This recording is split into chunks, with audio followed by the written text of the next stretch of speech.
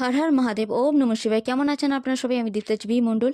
সবাইকে বলি যে অমাবস্যা তিথি, তাতে মা কালী আশীর্বাদ আপনাদের মাথার উপর থাকুক। মা কালী এখানে কি বার্তা দিচ্ছে, কি আশীর্বাদ দিচ্ছে, সেই নিয়ে চলে এসেছে এই ভিডিওটা। যদি ভালো লেগে থাকলে লাইক, কমেন্ট, শেয়ার, সাবস্ক্রাইব করতে ভুলবেন না, শেয়ার করতে ভুলবেন না। তার সাথে সাথে বলি, আজকে মৌনব্রত রাখাটা খুব দরকার, কারণ এটা মৌনী অমাবস্যা। তাই মৌনব্রত আপনারা তো সকাল বিকাল, মানে সকাল সন্ধে আর কি, 2 ঘন্টা করে রাখতে পারেন, কিংবা যে কোনো এক বেলা আপনারা এটা মৌনব্রতটা রাখতে পারেন। তার সাথে সাথে বলি, সম্পর্কে একটা উন্নতির যোগ আছে।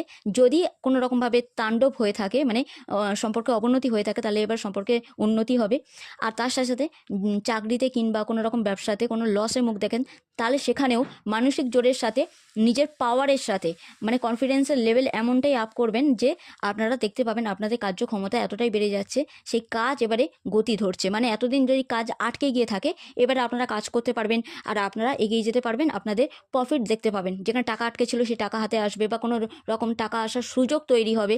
যারা পড়াশোনায় আছেন, আপনারা দেখতে পাবেন পড়তে পারবেন, শরীরও সুস্থ থাকবে। So god